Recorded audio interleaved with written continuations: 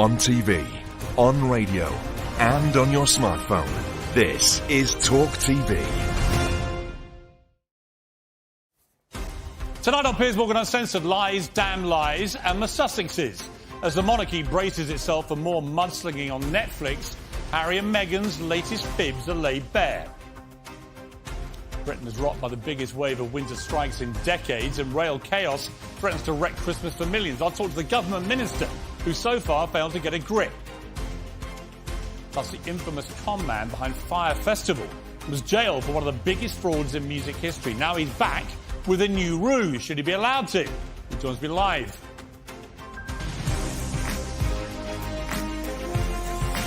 Live from London, this is Piers Morgan Uncensored. Well, good evening from London. Welcome to Piers Morgan Uncensored. Reviews for Harry and Meghan's big-budget Netflix series have so far been less than kind. Unimaginative and frustrating, said Hollywood's Bible, Variety magazine. So sickening, I almost brought up my breakfast, said the woke Bible, The Guardian. All the intimacy of Instagram, sneered the normally timid New York Times. A nauseating self-serving snooze fest, said another pundit. Well, that was me, actually.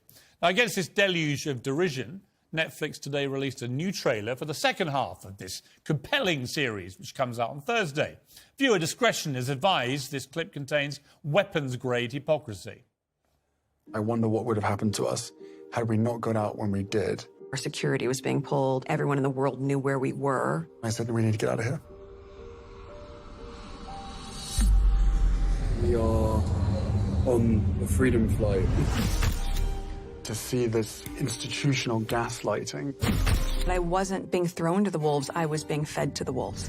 They were actively recruiting people to disseminate disinformation.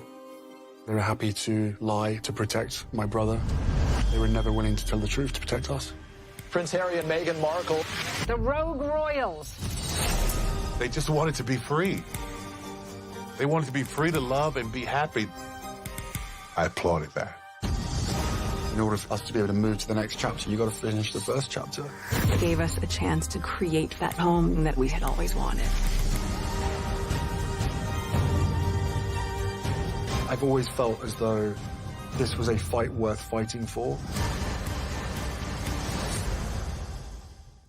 Institutional gaslighting, says Harry. Do you think he even knows what that means? They were happy to lie to protect my brother. Who? The royals? Me? The media? Who is it? The irony is earth-shattering, isn't it? Harry and Meghan are the Duke and Duchess of gaslighting themselves. The entire show is a cynical attempt to manipulate viewers into questioning their own recollections of reality. And if we learned anything at all from the first 3 hours of this $100 million wine-a-thon, it's surely that this dismal duo wouldn't know the truth if it smacked them around their smug chops. Let's look at their truth versus the actual truth. Meghan moans that royal advisors forced her to uninvite her dear niece, Ashley, from the wedding, the only member of her family that she seemed to be still talking to.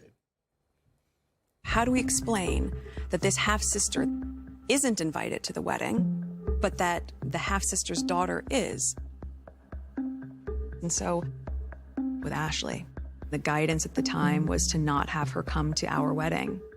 Yeah, that was a lie. Impeccably placed royal sources told the Sunday Times no such guidance was ever given.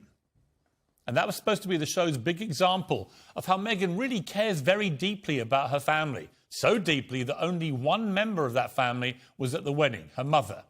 Not even her favourite little niece, Ashley. Meghan also sees she got no advice on royal protocol, forcing her to learn how to be a princess all on her own.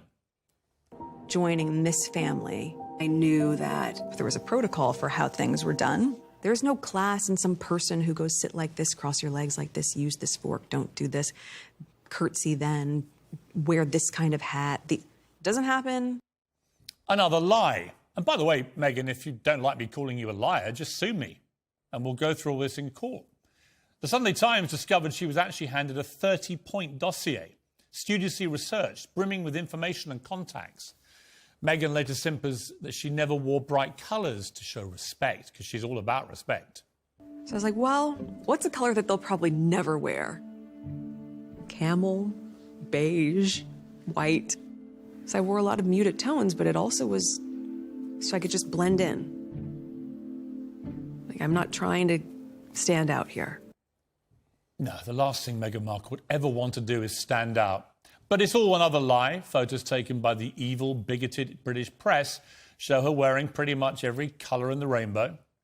The show opens with the claim that the royal family declined to comment on the series. That's another lie. The palace says it received one email from an unknown company, and attempts to verify it were flatly ignored. Even the story of their romance and engagement turns out to have been a series of whoppers. They told the BBC in 2017 they were set up by a mutual friend on a blind date.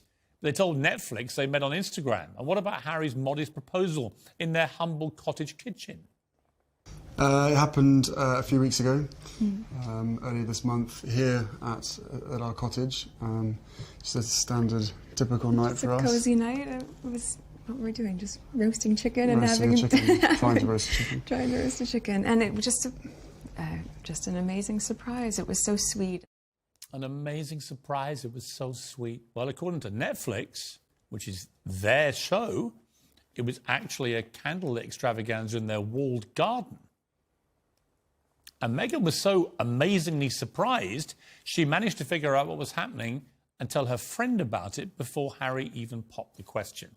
A small little detail, but rather like their claim, or Meghan's claim, that they'd been secretly married by the Archbishop of Canterbury in their garden before, 3 days before, the big televised wedding, which also turned out not just to be untrue, but had it been true, would have led to the Archbishop of Canterbury being incarcerated in prison.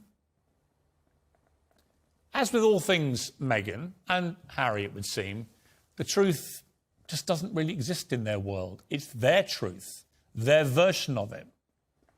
Meghan also lambasted the entire BBC engagement interview as rehearsed and an orchestrated reality show, because that's the last thing she'd be engaging in, isn't it? An orchestrated reality show, like the Netflix series. Michelle Hussein from the BBC, who carried out the interview, said, actually, no, it was just an interview. Even the BBC's long-serving royal correspondent, Nicholas Witchell, normally bent double to avoid upsetting absolutely anybody in royal circles, can't take it anymore. Consider one of the things that Meghan said. No matter what I did, they were still going to find a way to destroy me. Well, the first point, who is the they that she's referring to? I think it is the palace, but most particularly it is to the press. But the idea that anyone was out to destroy her, frankly, I think is absurd and simply does not stand up to proper and reasonable scrutiny. Well, that's Nicholas Witchell's way of saying you're lying. And he's right. They lie all the time.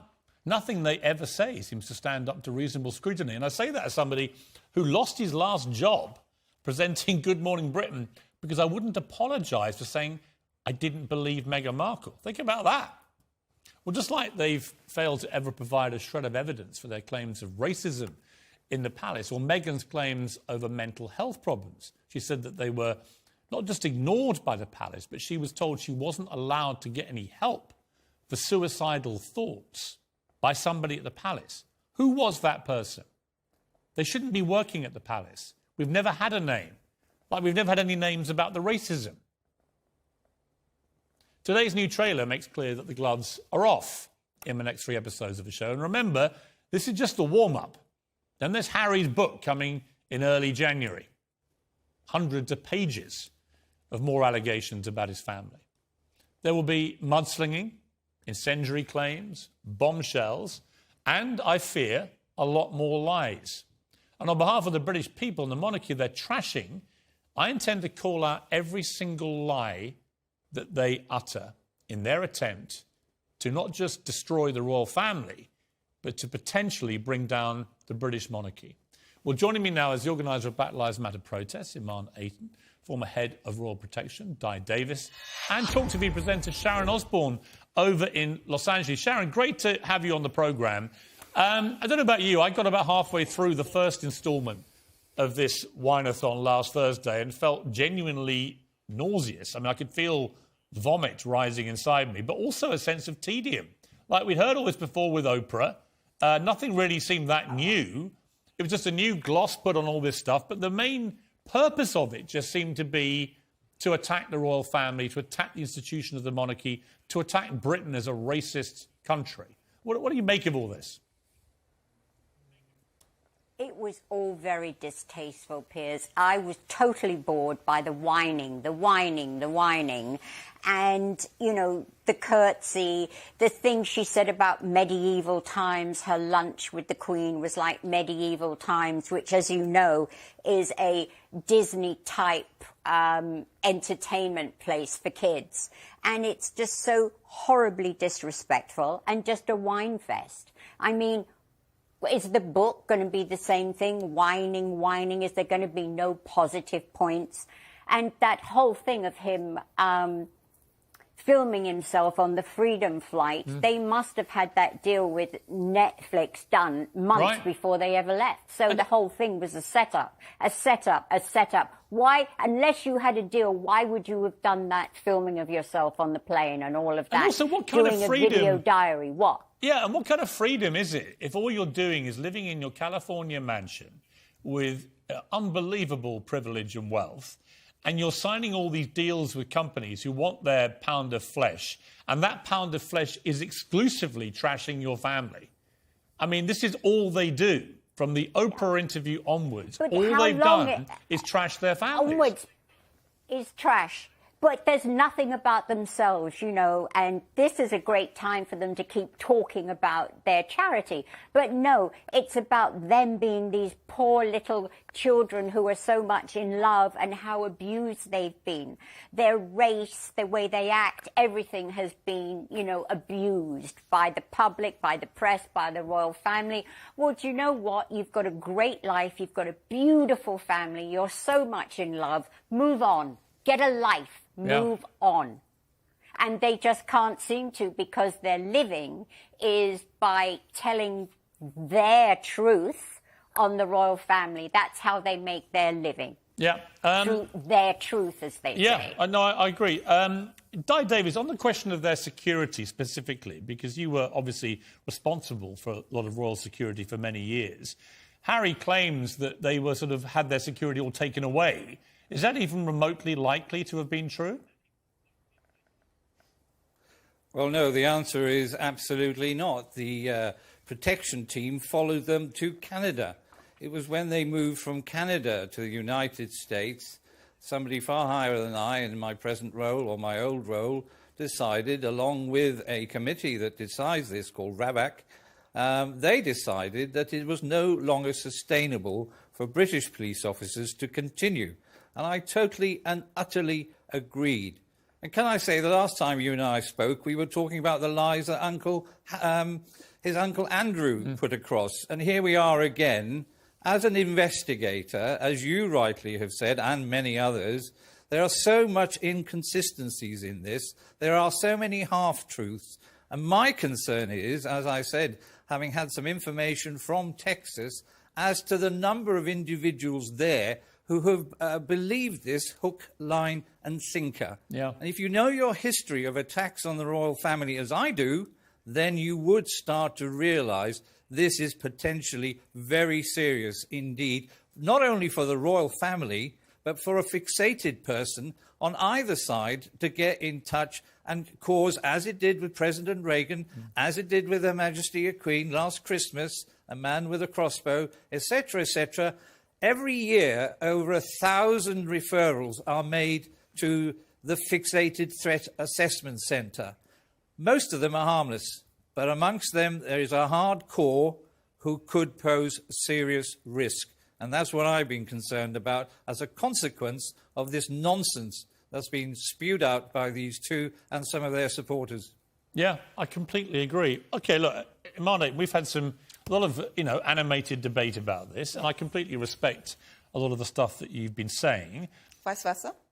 My issue with this is I'm not sure what the supposed end game is or how much more of this we're supposed to stomach. I mean, this is another 3 hours of trashing coming on Thursday, then the book, then a series of interviews around the book. This is just a never-ending stream of attacks on their own family.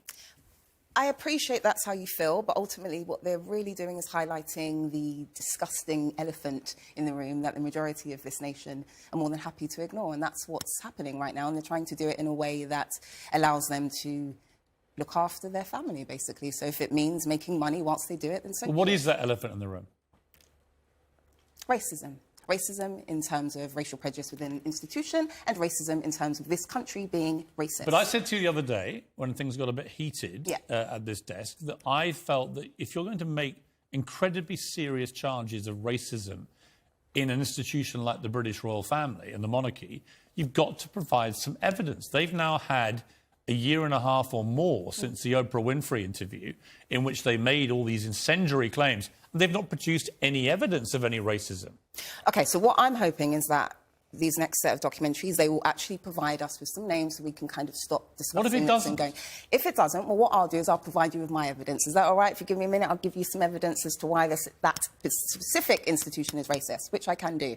So, in terms of the evidence that you are likely to find, it is going to be in the form of covert racism. And I know you don't like that word, but it is a fact. So, examples include, in terms of the institution, the distribution of the Order of St. Michael, which is a badge which ultimately depicts a white man with wings trampling a black man. We can also delve into the fact that that institution hung up pictures of a little black slave boy on the walls within the institution, and everyone was so blinded by their racial prejudice that no one saw fit to take it down when the black president popped round for tea. Or we can delve into the fact that the Queen Elizabeth, or rather the late Queen, made sure that she did not have to adhere to the equalities laws and legislation, which is arguably what a true racist would do, and we cannot take away the fact, negate the fact. You're calling the late Queen a true racist? No, I'm saying it's arguably what a true racist would do, to make sure. She wasn't racist. You're the head of the Commonwealth. She couldn't have been a less racist person if she had tried. Ask anyone in any of the Commonwealth countries about the Queen. None of them ever felt the Queen was a racist. And when you say things like that, you lose me. I'm like,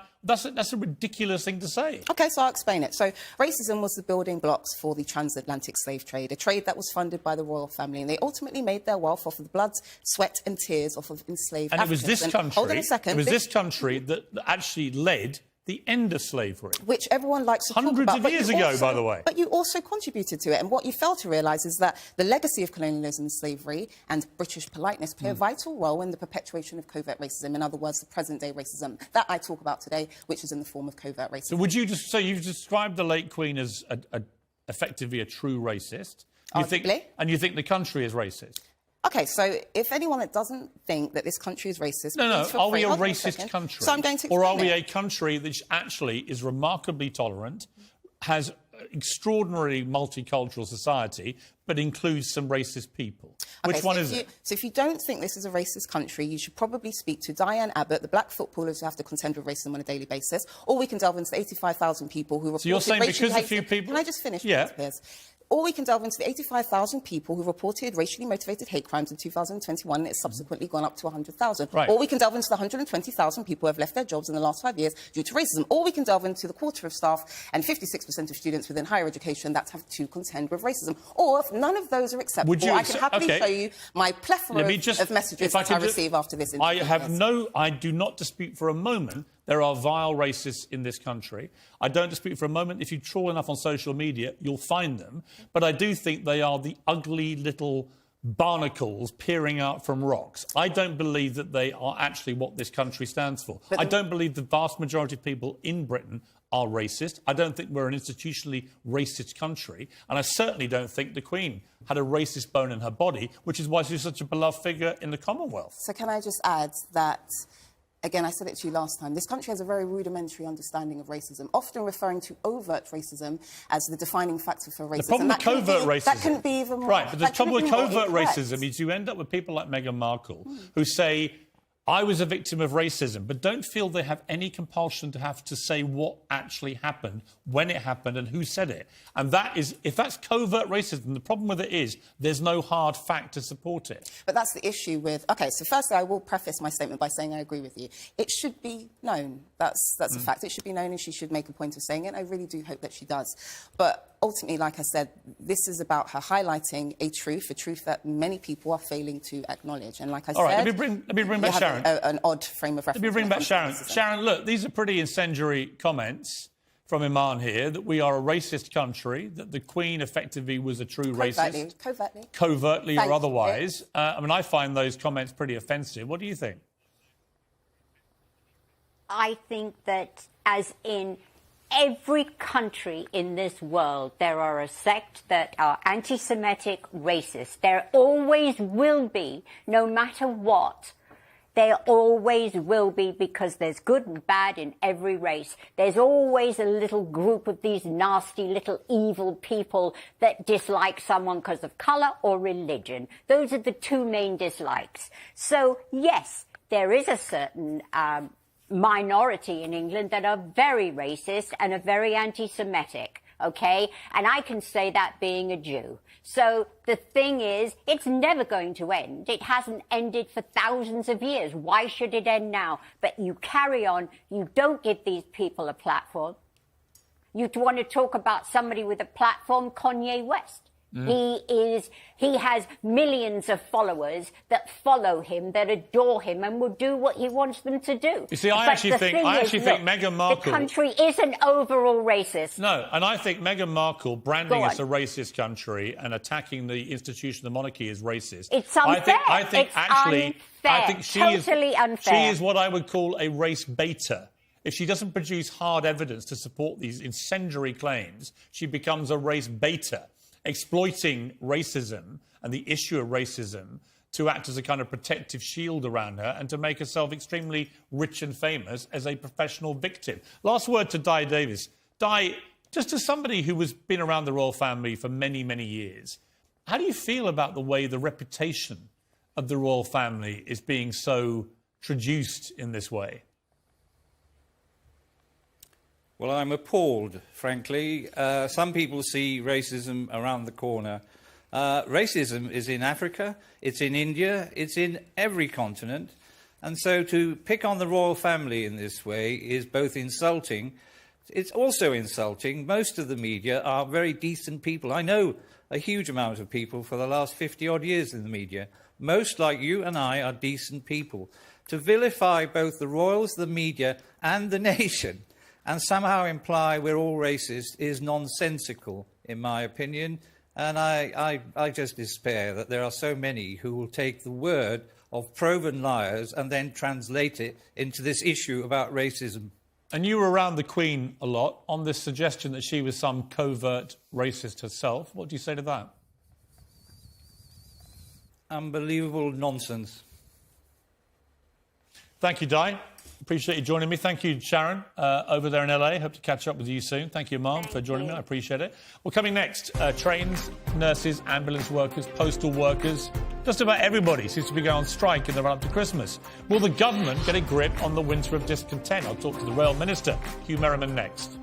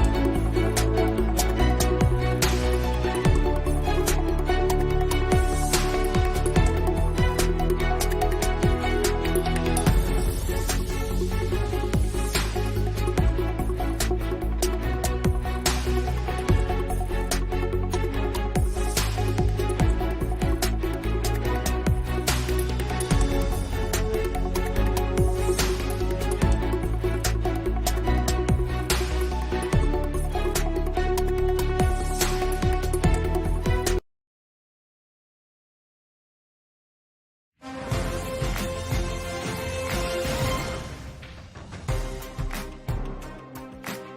welcome back. After 2 Christmases wrecked by the COVID pandemic, this year's festivities were supposed to be a hard-earned and belated celebration for millions of long-suffering British families. Instead, Britain's facing its biggest wave of winter strikes in decades, including train strikes set to wreck Christmas travel. Joining me now is Conservative MP of Rail Minister Hugh Merriman. Mr Merriman, thank you for joining Piers Morgan Uncensored.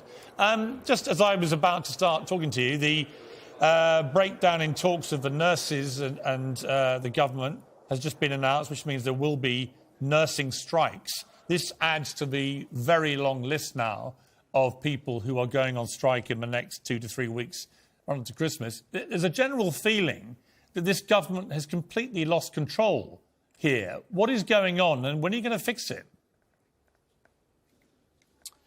Well, I don't believe we've lost control. We've made a number of offers across the sector, many of which have been backed by independent pay body recommendations, which we followed. We've tabled those offers. We've then had discussions in many departments, including my own. I had more today to try and persuade the unions of the merits of those offers. But, Piers, we have to balance it with the cost. If we gave every public sector worker what they were looking for in terms of inflation pay awards, it would cost every household £1,000. So we have a duty to balance the needs of the workforce, but also the needs of every other household around the country that will end up footing the bill for these at a time when times are tight. And the private sector awards are much lower than those that the public sector unions tend to be looking for. So we're trying to find that balance. We're trying to act reasonably. We're trying to follow advice, and we're trying to facilitate an end. But ultimately, it takes the unions to compromise as well. I mean, I would say the problem you've got is the unions feel emboldened because they perceive the government to be in a chronically weak condition. They've watched what's happened in the last year in particular. 3 prime ministers, 4 or 5 home secretaries, endless chancellors coming and going. The economy tanked, the pound tanked. You know, Liz Truss lasting less than a lettuce. They put it all together and they thought this is the time to get together, which they clearly are doing, and take you guys down. And you know what? They might be successful. The fallout from all this might be so bad that it is the tipping point for this government and is the final blow and leads to a Labour government. Well, Piers, the Prime Minister made it absolutely clear that his #1 priority is gripping inflation. And that's why we've taken the step to ensure that we do not pay increases that go beyond inflation and don't go to inflation. And so that was the Prime Minister's commitment when he fought the leadership contest at the beginning of summer. It's his commitment now, because inflation makes everyone poorer, and the poorest the poorer of them all. So that's the Prime Minister's #1 priority, and that means that pay restraint will have to be recognised across the board. So I believe that we've got the resolve there. We've also seen what happens when government spends money it doesn't have. The markets react as they did. And again, that's something that we're not willing to do under this new government. So I do feel we're gripping it. That means we have to take tough decisions and we have to hold out in certain circumstances, rail being a good example of that within my portfolio. But that's something we're determined to do. So we want to act reasonably, talk, try and facilitate an end to this. But our message is clear. We cannot have inflation running rampant. Pay rises that go anywhere near to inflation or above it will just make the situation even worse. And that's our line. What do you say to people who say, OK, so you can't afford to give the nurses pay rises, yet the moment there was a pandemic, you began chucking billions and billions what appeared to be any Tom, Dick and Harry pitching up who said they could make PPE or whatever it was, often ended up making unusable PPE, but pocketing tens of millions of pounds, sometimes hundreds of millions. They've looked at that and looked at the way the government just handed out cash like Father Christmas for 2 years. But now that the nurses, who we all went and clapped for on Thursday nights for saving lives in the pandemic and risking their own, now they want a proper pay rise, they're told there's no money left. Well, the nurses did a heroic job over the pandemic, and they continue to do so because the NHS obviously has its pressures. But what you're talking about with a 19.2% pay increase is an extra £10 billion onto the budget of the NHS, which then comes out of the NHS. So it'll actually make the situation even more challenging. In terms of what happened during COVID, you know, Piers, that there is an inquiry that's been set up. That will look at absolutely everything.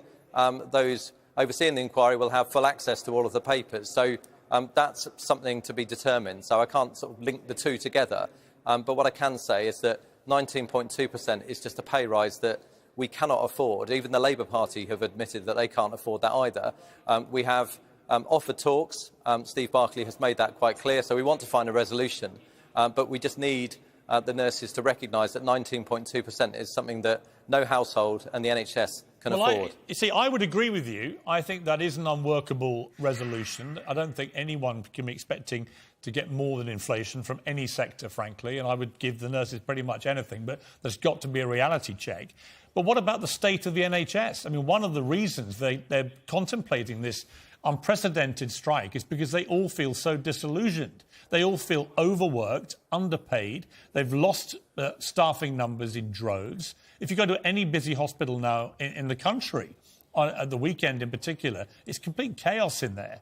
You know, my heart goes out to all these people working in not just hospitals, but the care sector too, after all they've been through in the last 2-3 years. You know, so I don't think they should be getting 19%, but they should certainly be getting due recognition for the extraordinary efforts they've made. And the wider question for your government is, after all these years in government, why is the NHS in such a tattered state?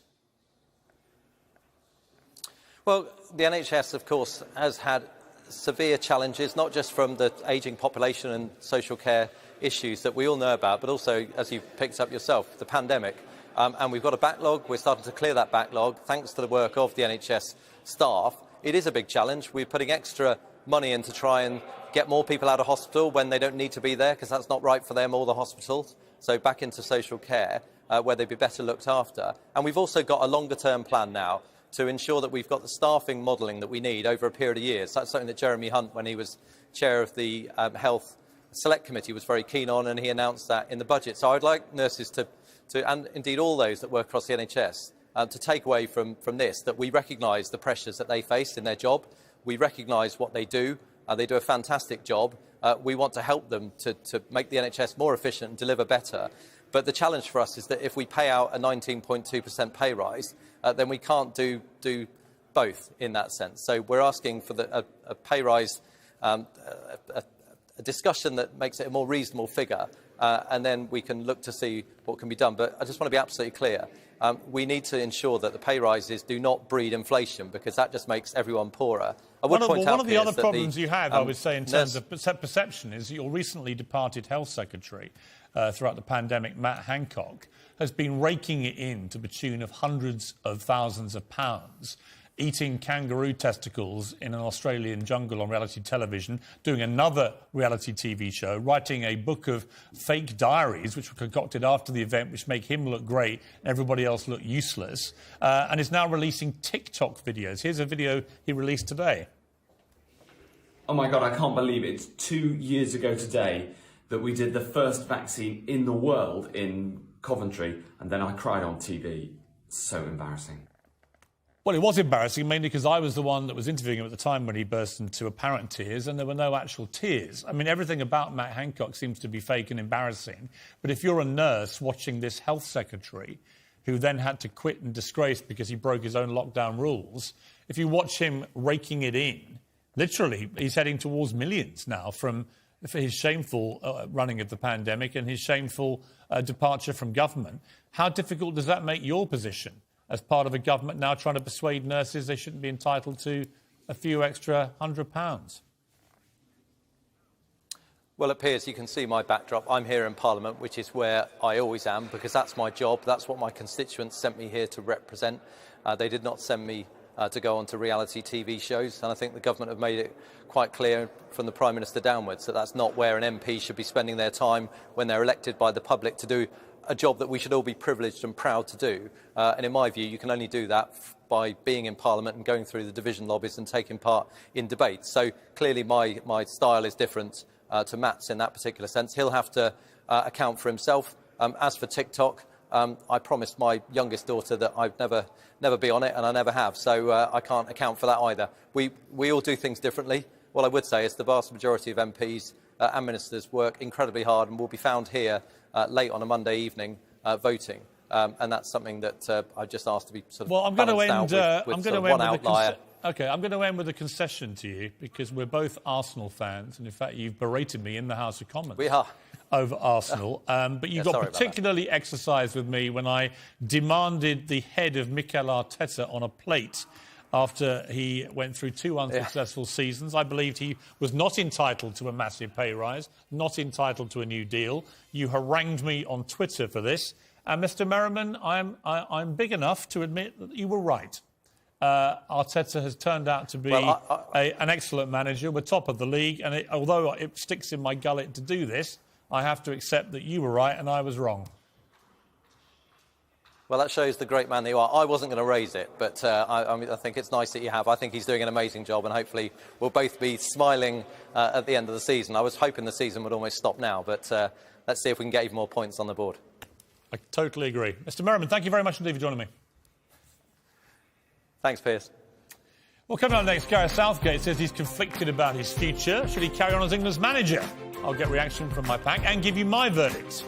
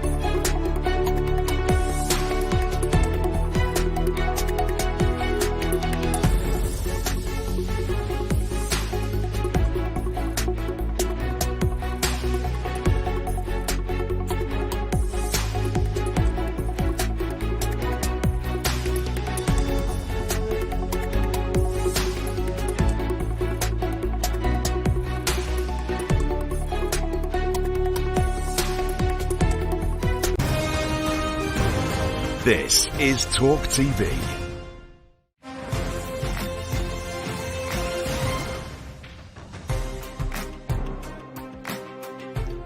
Welcome back to Piers Morgan Uncensored. I'm joined by today's pack, TalkTV contributors Esther Cracker and Daily Mirror associate editor Kevin Maguire. Well, welcome, pack.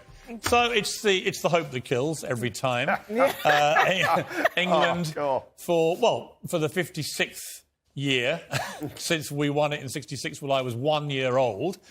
We failed to win a major tournament. But it's odd, Kevin. I'm not feeling the normal fury, demands for the manager to be sacked, all the normal stuff that goes on.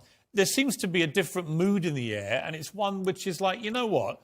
we've actually got a pretty good team. Yep. We've got a pretty impressive manager. Yep. We nearly won the Euros last Yep. time.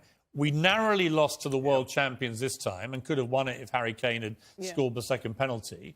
You know, these kids, the young kids, the superstars of his team, Foden and Bellingham and Saka, they're all very, very young. Yeah. Why would we get rid of Southgate? You wouldn't, would you? And you would hope he would stay, but you could see why he will reflect. And he's taken England so far since we were humiliated by Iceland in 2016, the mighty Iceland, at the Euros. And he's got, what, a World Cup quarter, he's got a World Cup semi, a Euro final. No, I hope he stays, sees out his contract. But what I like about Southgate is the fact he might not, and he's thinking about it. Yeah, I agree. He's a thoughtful guy, yeah.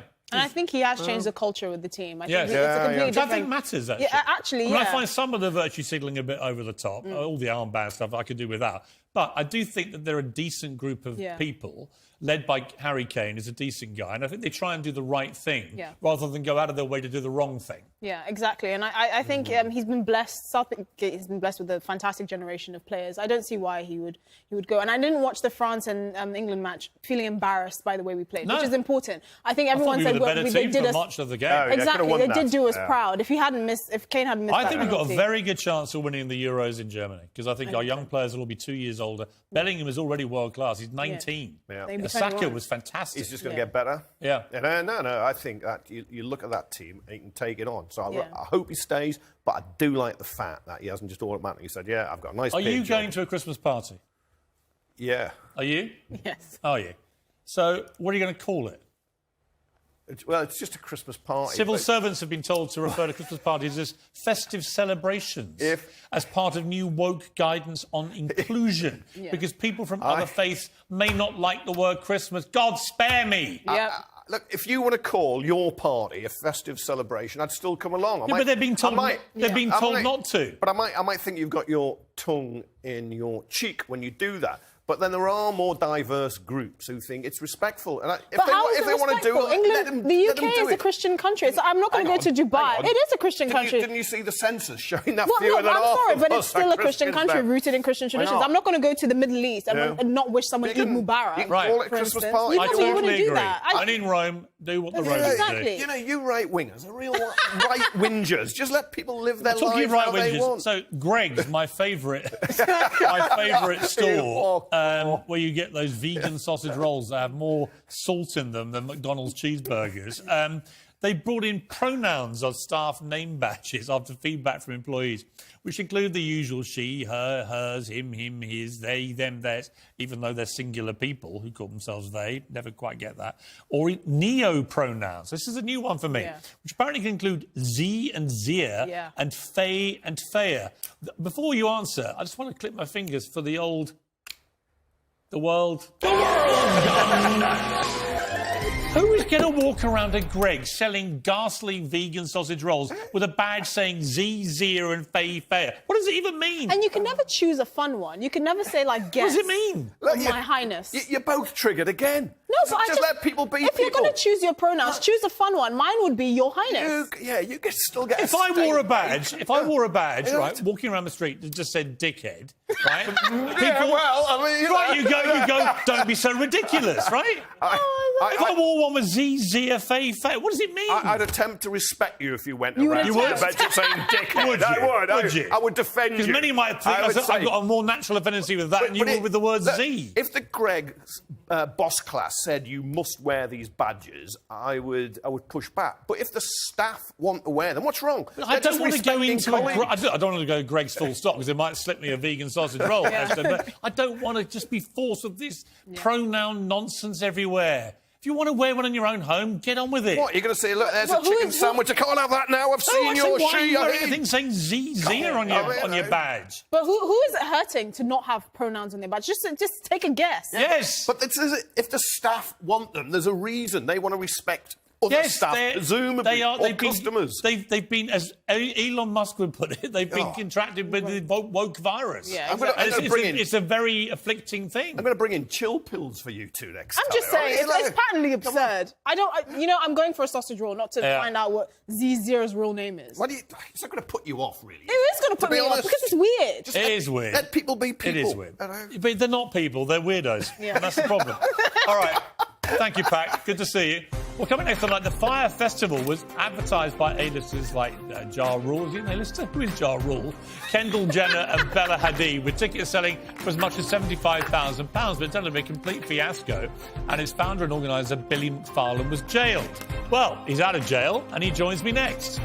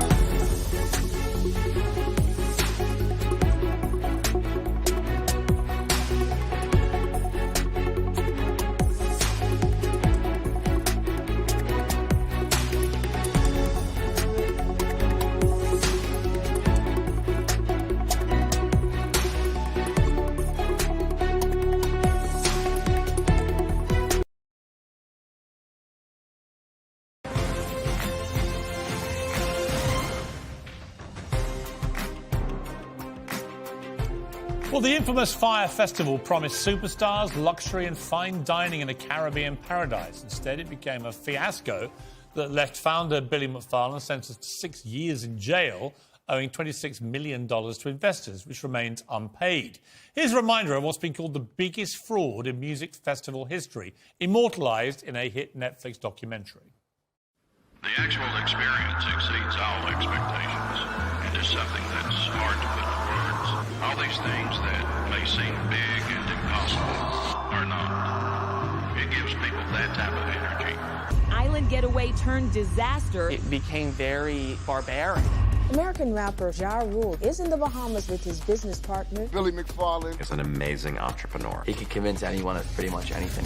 They just bought an island, Pablo Escobar's island. Within 48 hours, they sold out. When thousands arrived in the Bahamas for the Fire Festival, after paying up to $1,500 for a ticket and $12,000 for a VIP experience, they found a millennial nightmare. It was basically the exact opposite of everything we were promised. Prosecutors say cost investors and customers over $26 million. The promoter behind the botched Fire Music Festival in the Bahamas has been sentenced now to 6 years in prison. Well, Billy McFarland went to prison, and he joins me now. Billy McFarland, thank you very much indeed for joining me. Piers, thank you for having me on your platform. Huge opportunity. Thank you. So, look, I watched the Netflix documentary, and it was like watching a slow-moving pile-up on a freeway for you, motorway for us, where it just seemed pretty obvious quite early on this was not going to work, and the bigger the hole you dug, the worse things got. Was that how it felt for you? Well, Piers, first, you are braver than me because I've never watched documentaries and still can't get myself to do it, but I was just so wrong. And I'd like to, I think, start with telling you what I thought that I was trying to do. So I thought that I was taking these different people from diverse backgrounds and bringing them together through adventures and experiences. And when this was happening, it was almost like I found my little slice of magic in the world as these people were forming relationships and sharing ideas. And I really just wanted to share this with everybody. And I was just so wrong in my approach to do that. Well, hang on. Look, I'm sorry, but your attempt to make yourself out to be some magic maker, keen on spreading diversity, it all sounds great now. But the truth is you were trying to fleece them all for cash. That's why you ended up in prison for so long. I mean, it was a money-making vehicle. Your intention was not to, get a load of happy campers together and spread love and diversity and a bit of magic. It was to empty their wallets, wasn't it? I was so wrong, and I lost everything I had in the process and lost the support, the relationships, and the trust of all of my friends and all of my investors and all of my team members. As crazy as it sounds for me, sitting here looking back at all the terrible decisions I made, I truly thought that I was going to pull off this event. That does not excuse the lying to investors that I did to try to get the capital that I thought I needed. And Piers, I was wrong. I messed up. I mean, you're planning another festival now called Pirate, I think, which is probably quite appropriate. But why should anybody trust you either with money as an investment or buying a ticket to this thing, given what happened before, given you've not paid off all the people who lost money last time? Yeah, that's a really good question. And in my mind, there's two ways to look at in my mind, there's two ways to look at this. And I think that one option is to essentially crawl in a hole and die of remorse. And I think that's something a lot of people probably want. But then how does everybody get paid? And for me, I need to find pride in my life by at least trying to right my wrongs and make it up to everybody that I hurt. I mean, you went to prison for quite a long time. What was that experience like? Yeah, so served around 4 years. And I just kept making it worse and worse upon myself. I actually ended up spending 309 days in solitary confinement. So for the first period of my life, I was really forced to sit in timeout and reflect on terrible decisions and try to understand what makes me tick as a human and how I could try to do something positive moving forward. I mean, look, I don't know you. I know what a lot of people have said about you. It's not flattering, as you know. I obviously am aware a lot of people lost a lot of money, and that's a serious situation. It was a crime for which you've paid your price, and it was a pretty big price to pay. Would you categorise yourself as somebody who was, a criminal mastermind, or as somebody that perhaps others might say was just a massive bullshitter on the make who thought he'd get away with it, and unfortunately all his chips fled from red to black? I think what just disgusts me the most, Pierre, especially during those 10 months where I had nothing to look at, but a concrete wall and myself, is that I was trying for 6-7 years to build and launch startups. And I formed great relationships over those period. And the fact that I just took advantage of those relationships all for this purpose of trying to be successful or big or well-known, and it was just disgusting and awful. What's the one thing you've really learned about yourself, Billy? You just can't attach your personal pride to success or any idea of success. And it's more about the relationships and the bond you find along the way. And I was just so insecure and thought that my personal self-worth would be executing a big festival that made everybody rich and happy. And that's just so incredibly wrong. and it's how I can find that pride and self-worth in my day-to-day, like, regular life. Do you ever wonder what would have happened if it had worked? Yeah, I think that's one of the biggest misconceptions is even if the festival succeeded, I still would have gone to jail. Like, I lied to investors to raise the money. So even if people made money and all the ticket holders met great people and had the weekend of their lives, I would have been sitting in jail for years. So there's no excuse, Piers. Well, and to those who, you owe money to, who are disgusted you're having another festival, what do you say finally to them? And once again, it's like I need to find pride somewhere in life. And my pride, hopefully in 60 years from now, when I'm on my deathbed, is that I spent the majority of my adult life trying to right my wrongs. So I'm going to go out there and work. I'm going to work honestly. I can't promise that I'm going to succeed, but I can promise I'm getting help where I need it and trying to focus on my skill set. And whatever I do will go towards paying everybody back. OK. Well, on one positive note, you got the right name for the festival, Fire, because that's what it went all up in.